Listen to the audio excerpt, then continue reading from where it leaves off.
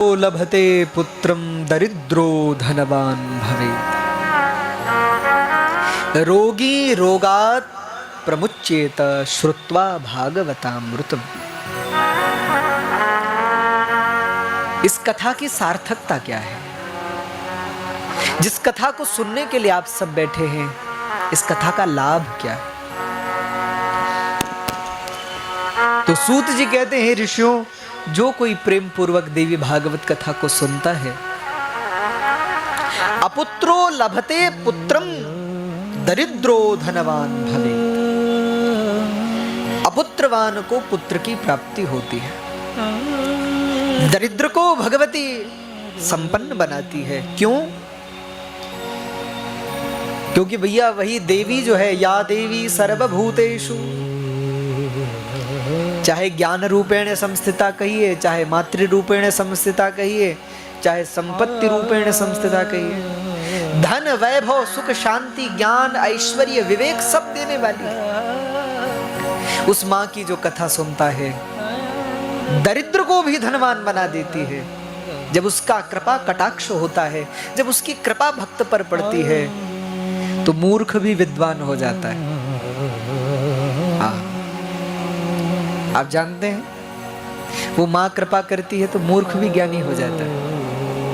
आप लोगों को लगेगा कि कैसे कह रहे हैं, क्योंकि देखो अपना सिद्धांत तो सीधा है, या देवी सर्वभूतेषु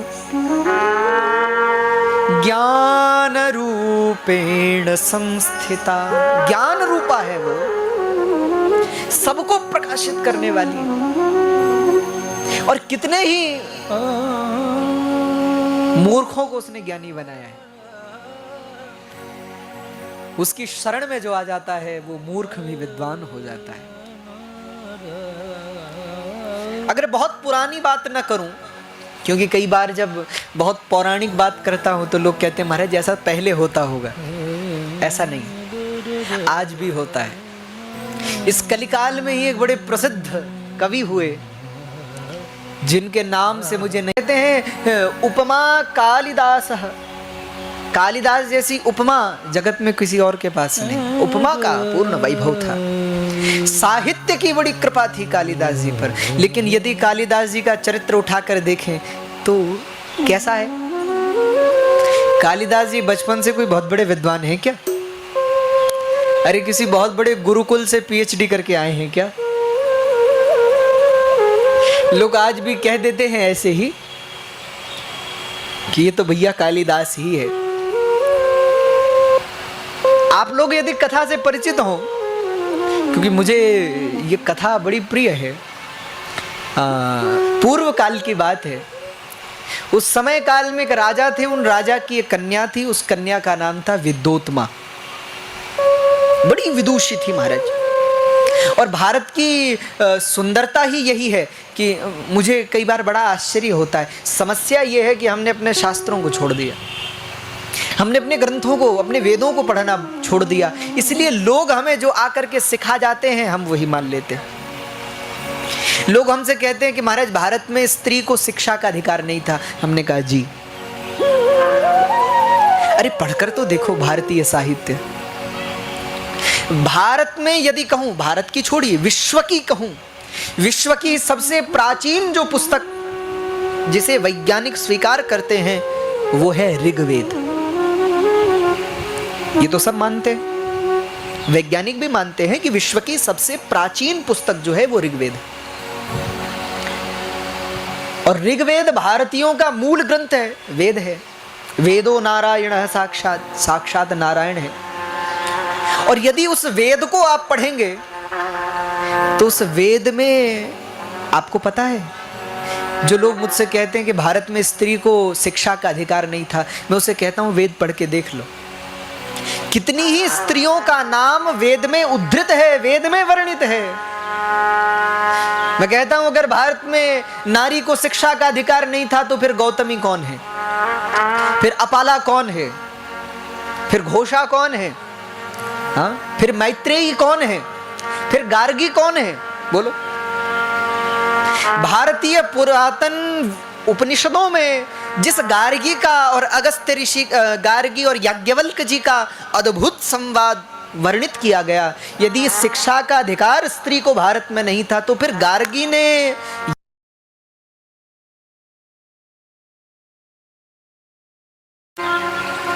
घोषा का वर्णन जो वेद में आया है, या अपाला का वर्णन आया है, या आप कहो गौतमी या पौलोमी या शची, इंद्राणी इत्यादि जो नारियों का वर्णन वेद में आया है, यदि शिक्षा का अधिकार नहीं था तो ये कौन है? इसलिए भारतीय संस्कृति में नारी का शिक्षा पर मुख्य अधिकार था।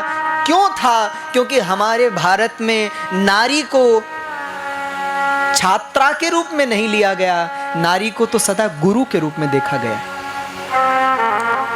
हमारे यहां यदि आप देखें तो व्यक्ति का प्रथम गुरु कौन है? पहला गुरु कौन है? बोलो। मां। और बोलो, अगर मां ही पढ़ी लिखी नहीं होती तो क्या इस भारत में राम हो सकते थे? क्या इस भारत में गीता का अद्भुत ज्ञान देने वाले श्री कृष्ण हो सकते थे? अरे अगर इस भारत में मां पढ़ी लिखी नहीं होती तो क्या एक माँ ही तो है जो बच्चे को राम बनाती है, बच्चे को कृष्ण बनाती है, बच्चे को शिवाजी महाराज बनाती। बड़ा माँ की कृपा है। तो भैया इस भारत में नारियों का इतिहास अगर उठाकर देखें तो हमारे भारत की नारियों ने कलम भी उठाई है और समय आने पर तलवार भी उठाई है।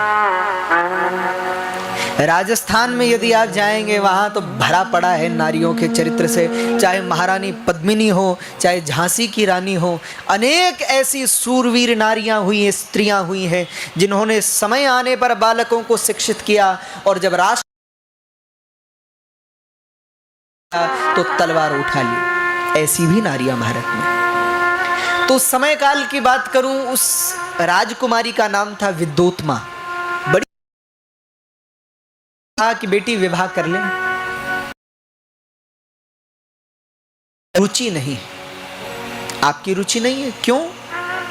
विद्योत मुझे एक ऐसा वर चाहिए जो मुझे समझ सके,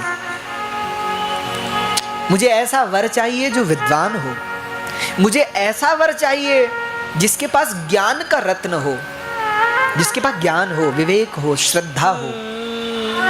तो पिता ने कहा कि बेटी तू ही बता, तेरा स्वयंवर आयोजन चलेगा। आप एक काम करिए, विश्व भर में खबर फैला दीजिए कि विद्योत्मा उससे विवाह करेगी जो विद्योत्मा को शास्त्रार्थ में पराजित करेगा।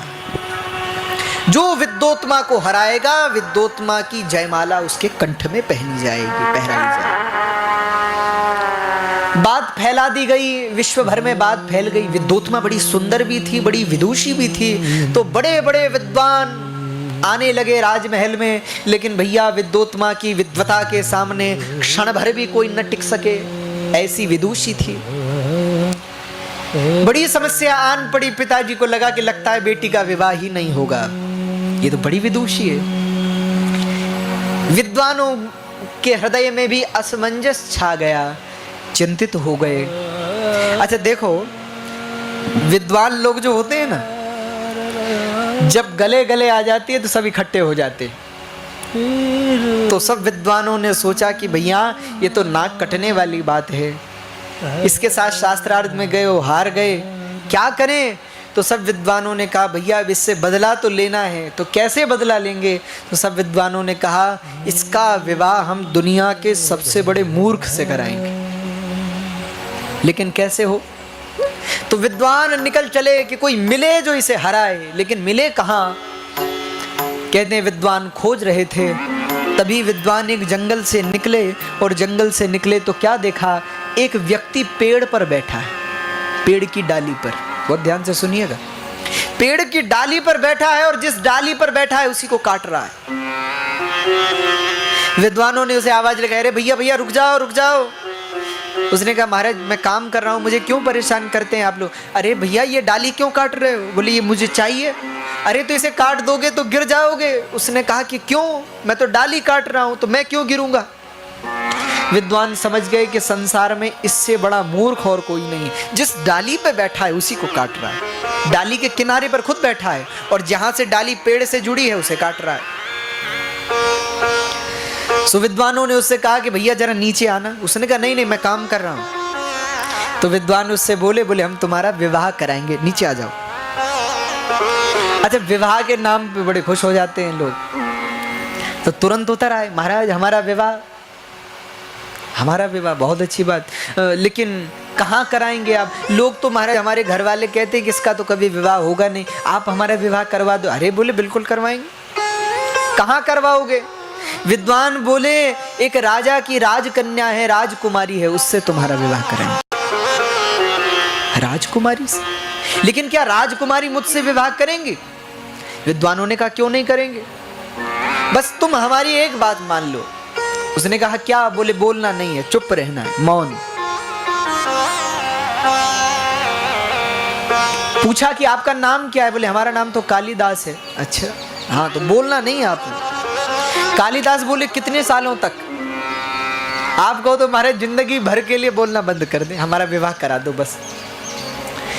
मुस्कुराते हुए विद्वान बोले जिंदगी भर नहीं, 1-2 दिन के लिए, बस 1 दिन चुप रहना है। ठीक है महाराज। अरे महाराज आप जो कहोगे सो करूंगा, बस हमारा विवाह करा दो। अब तो कालिदास जी को खूब सजा लिया, बढ़िया पगड़ी पहनाई, सिर पर त्रिपुंड लगा दिया, हाथ सुंदर पीतांबर और सुंदर उत्तरीय धारण करा के, महाराज सुंदर तो थे कालिदास जी, तो सुंदर बनकर सज धज करके राजकुमारी के पास पहुंच गए। सब विद्वान लेके आ गए। राजकुमारी ने जैसे ही देखा कालिदास जी को, प्रणाम किया कालिदास जी ने। सबने कहा था कि आशीर्वाद देना है, आशीर्वाद। अब तो राजकुमारी ने पूछा कि महाशय आप कौन? कालिदास जी बिल्कुल चुप हैं, क्योंकि सबने कहा कि बोलना नहीं है, बोलोगे तो फिर विवाह नहीं होगा, इसलिए कालिदास जी चुप हैं। तो विद्वान बोले इनका नाम श्री कालिदास जी महाराज। अच्छा, तो फिर ये बोलते क्यों नहीं महाराज? बोले क्या है ना, हमारे गुरुजी का मौन व्रत है, ये हमारे गुरुजी हैं। अच्छा, तो महाराज आए क्यों हैं? बोले शास्त्रार्थ करने आए हैं आपसे। विद्वोत्मा ने कहा जब ये बोलेंगे नहीं तो शास्त्रार्थ होगा कैसे? मुस्कुरा करके शिष्य बोले, वो शिष्य ही किस काम का जो गुरु के मन की बात को न जान ले। भाई शिष्य तो योग्य वही है जो गुरु के अंतःकरण में स्फुटित भावना को भी पकड़ ले, वही शिष्य है। तो महाराज हम तो गुरु जी के मन की बात जानते हैं, आप शास्त्रार्थ करो। शास्त्रार्थ के लिए तैयार हो गए। एक और विद्वोत्मा बैठ गई, एक और कालिदास जी बैठ गए, इधर उधर विद्वान लोग बैठ गए। अब शास्त्रार्थ शुरू हुआ। शास्त्रार्थ शुरू हुआ तो विद्वोत्मा ने सबसे पहले एक उंगली उठाई।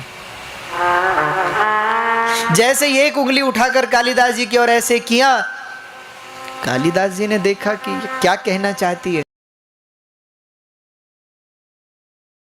तो कालिदास जी को लगा कि लगता है ये कह रही हम तुम्हारी एक आंख फोड़ देंगे। मूर्ख तो थे। तो कालिदास जी बोले अच्छा तुम हमारी एक आंख फोड़ोगी तो हम दोनों फोड़ देंगे। तो 2 उंगलियां उठाई।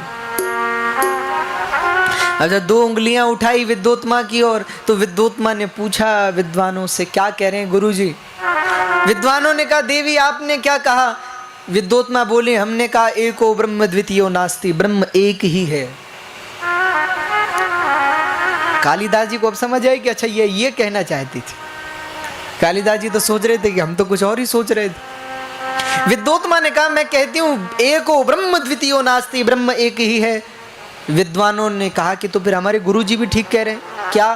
बोले हमारे गुरुजी कह रहे हैं कि ब्रह्म तो एक है, पर उस एक ही ब्रह्म के 2 प्रकार हैं, सगुण और निर्गुण 2 प्रकार। विद्वोत्मा ने कहा वाह ये तो बड़े विद्वान है, बहुत अच्छी बात कही दी। अब दूसरा प्रश्न किया विद्वोत्मा ने। क्या प्रश्न किया? तो ऐसे हथेली दिखाई। हथेली जब दिखाई कालिदास जी की ओर, तो कालिदास जी सोचने लगे कि ये क्या कहना चाहती होगी। कालिदास जी के मन में आया लगता है भरी राजसभा में मैंने इसके प्रश्न का उत्तर दे दिया ना, इसलिए ये कह रही है कि हम तुम्हें एक थप्पड़ लगाएंगे, इसलिए ऐसा कह रहे। तो कालिदास जी ने कहा अच्छा तुम हमें हाथ दिखा रही हो, सो हम मुष्टिका दिखाई। हमें थप्पड़ मारोगी तो हम मुष्टिका का प्रहार करेंगे। तो सो ऐसे किया। तो विद्वोत्मा ने विद्वानों से पूछा कि ये क्या कह रहे हैं? विद्वानों ने कहा आपने क्या कहा? विद्वोत्मा ने कहा, बोले हमने कहा क्षिति जल पावक गगन समीरा पंच रचित यह अधम शरीरा, 5 तत्वों से शरीर बना है, हम तो ये कह रहे हैं। कालिदास जी फिर चक्कर में पड़ गए, कह रहे हम तो कुछ और ही समझ रहे थे। विद्वानों से पूछा कि आप बताओ ये क्या कह रहे हैं गुरुजी? तो बोले हमारे गुरुजी कह रहे हैं, विद्वानों ने कहा कि वो क्या है ना, 5 तत्व जब तक अलग अलग हों तब तक शरीर नहीं बनता, जब इकट्ठे हो जाए ना तब शरीर बनता है। तो विद्वोत्मा ने तो सोचा कि इतने विद्वान है जो मन की भावना को और महाराज संकेत माता, और विद्वान के लिए संकेत ही पर्याप्त है, संकेत को समझने वाले, बस ऐसा ही पति मुझे चाहिए। महाराज जब ज्यादा शास्त्रार्थ करने की जरूरत नहीं, विवाह पक्का करो आप। तो विवाह पक्का हो गया, धूमधाम से विवाह हो गया। अब जब विवाह हो गया तो विवाह होने के अगले ही दिन एक दिन कालिदास जी और उनकी पत्नी विद्वोत्मा दोनों महल की खिड़की पे बैठे थे। खिड़की से बाहर झांक रहे थे, बाहर से एक ऊंट जा रहा था।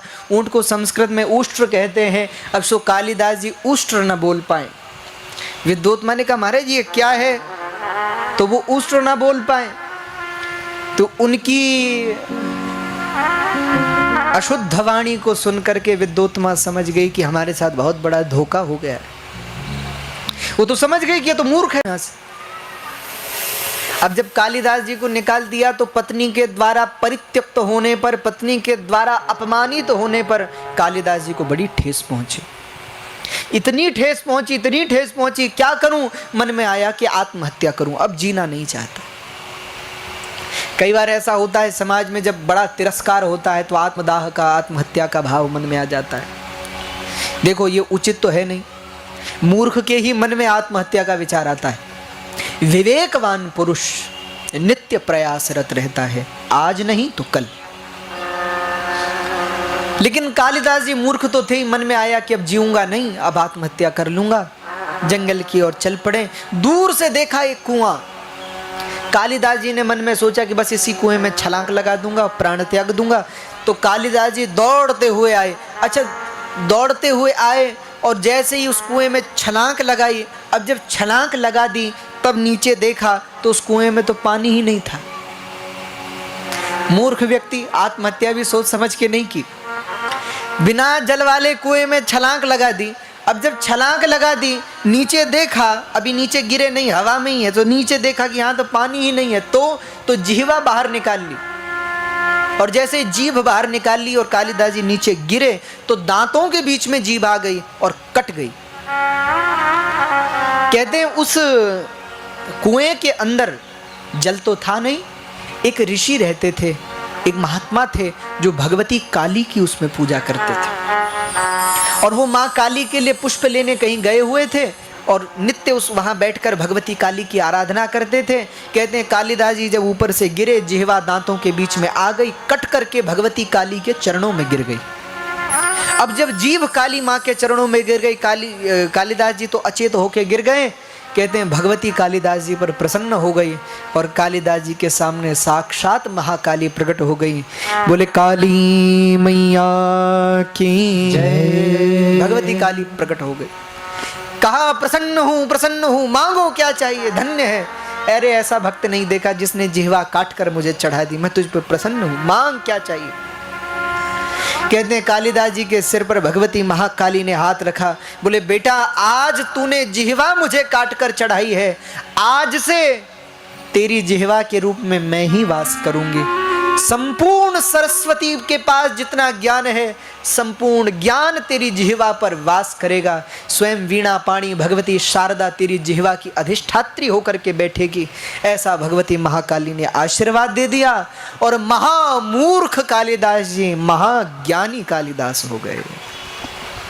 ये है माँ की कृपा।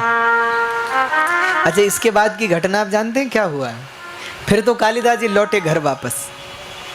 तो घर जब लौटे तो बाहर से आवाज लगाई पत्नी को, देवी दरवाजा खोलो। और जो महाराज शुद्ध रूप से कहा कि देवी दरवाजा खोलो अपनी पत्नी को, विद्वोत्मा को, तो विद्वोत्मा ने सोचा कि ये स्वर तो मेरे पति का है। तो अंदर से विद्वोत्मा ने कहा, ऐसा हमने गुरुजनों से सुना है, विद्वोत्मा ने अंदर से कहा क्या विद्योत्मा ने कालिदास जी से पूछा, अस्ति कश्चिद वाग विशेषा। बोले आपकी वाणी में ये विशेषता कहां से आई? अभी तो उष्ट्र नहीं बोल पा रहे थे, अब कह रहे हैं कि कपाट खोलो, द्वार खोलो। तो आपकी वाणी में ये विशेषता कहां से आई? विद्योत्मा ने अंदर से पूछा। और भगवती की कालिदास जी पर ऐसी कृपा हो गई थी कि कालिदास जी ने विद्योत्मा के बोले गए इन 3 शब्दों पर 3 पुस्तकें लिखी। 3 शब्द पर क्या क्या कहा विद्योत्मा ने? ध्यान से सुनिएगा। अस्ति, कश्चिद और वाग, 3 शब्द कहे। तो कालिदास जी ने इन 3 पर 3 पुस्तकें लिखी। अस्ति, अस्ति शब्द से लिखा आपका कुमार संभवम। आप जब कुमार संभव पढ़ोगे, उसका जो पहला श्लोक है वह अस्ति से ही प्रारंभ होता है। अस्त्युत्तरस्याम दिशि देवतात्मा हिमालयो नाम नगाधिराज।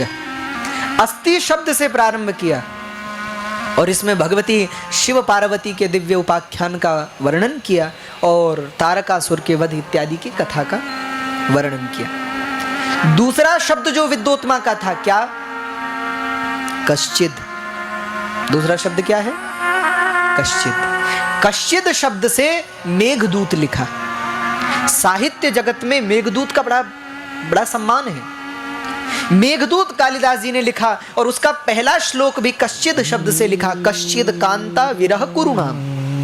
एक यक्ष की कथा लिखी जो अपनी प्रियतमा को पत्र लिखता है निष्कासित होने पर। कभी पढ़िएगा, बड़ा सुंदर ग्रंथ है मेघदूत। श्रृंगारिक ग्रंथ है, श्रृंगार रस का ग्रंथ है और कहीं कहीं भाव, वेदना और यक्ष के आंतरिक प्रेम का वर्णन कालिदास जी ने किया। तो कश्चिद शब्द से शुरू की पुस्तक। और तीसरा शब्द क्या था? वाग। तो वाग शब्द से क्या लिखा? वाग शब्द से लिखा रघुवंश महाकाव्य। रघुवंश का पहला श्लोक भी वाग शब्द से लिखा। वो लिखते हैं, वागर्था विवसं पृक्तौ वागर्था प्रतिपत्तये जगतः पितरौ वंदे पार्वती परमेश्वरौ। वाग शब्द से रघुवंश महाकाव्य का वर्णन किया, जिसमें सूर्यवंशी राजा दिलीप के चरित्र का वर्णन श्री कालिदास जी ने किया। सोचो, जिस व्यक्ति को उष्ट्र बोलना नहीं आता था, उस जगत जननी जगदम्बिका की कृपा हो गई, उसका हाथ सिर पर पड़ गया और कालिदास जी ने 3 शब्द पर 3 ग्रंथ लिख डाले। ये महिमा अगर जगत में किसी की है तो किसकी है? उस माँ की है। इसलिए कहता हूँ कि भैया, मूर्ख भी यदि उसकी शरण में पहुँच जाए तो विद्वान हो जाता है। ये उस भगवती की कृपा है। इसलिए हमारे ऋषियों ने कहा, या देवी सर्वभूतेषु, या देवी सर्वभूतेषु ज्ञान रूपेण संस्थिता, नमस्तस्यै नमस्तस्यै नमस्तस्यै नमो नमः। बोले जगदम्बे मैया की जय।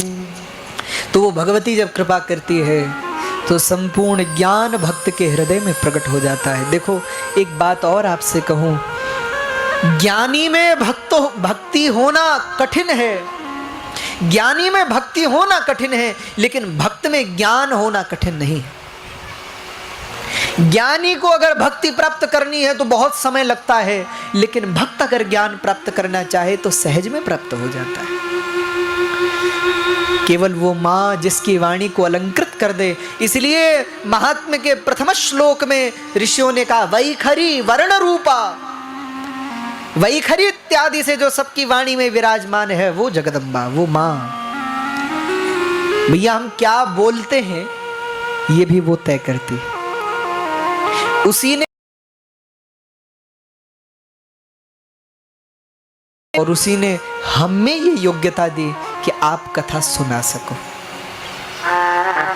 न तो अभिमान इस बात का हो कि हम कथा सुन रहे हैं और न अभिमान इस बात का हो कि हम कथा सुना रहे हैं।